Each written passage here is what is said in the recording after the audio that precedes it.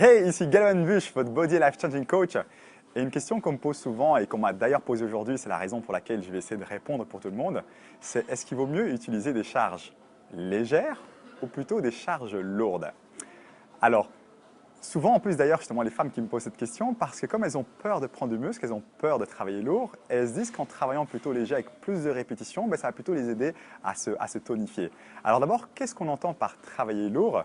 Ici, j'entends par là travailler dans la fourchette communément admise pour prendre de la masse pour l'hypertrophie, c'est-à-dire entre 6 et 12 répétitions, voire, je dirais même si on est plus lourd, entre 5 et 8 répétitions. Et quand je parle de travail léger, j'entends par là entre 15 et 20 répétitions.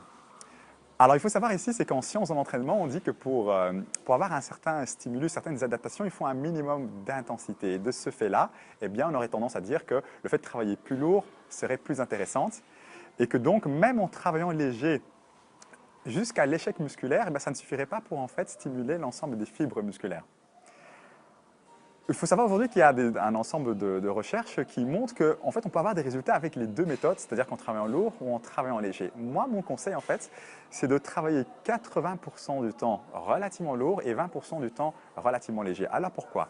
Il faut savoir qu'on a différents types de fibres musculaires. On a des fibres rapides qui, eux, répondent mieux au type d'entraînement plutôt lourd, qui ont un meilleur potentiel en fait, de croissance.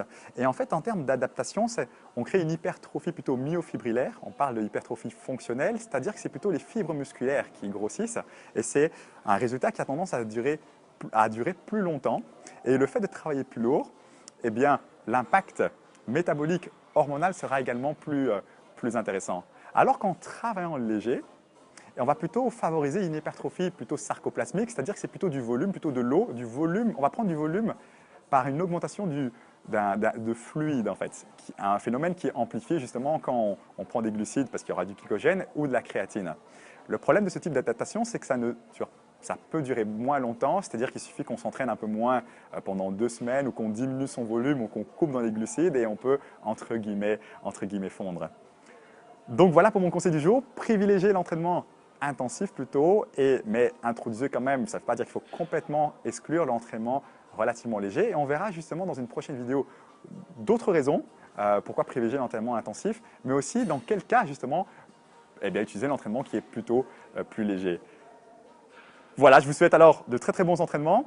Si vous avez aimé la vidéo, je vous invite à liker ma page ou ma chaîne Facebook pour être sûr de recevoir de prochaines vidéos et également à télécharger mon guide 17 actions pour changer votre corps, changer votre vie. Si vous avez une question, n'hésitez pas à me la poser, ça me permettra de tout simplement d'y répondre dans d'autres vidéos. À très bientôt.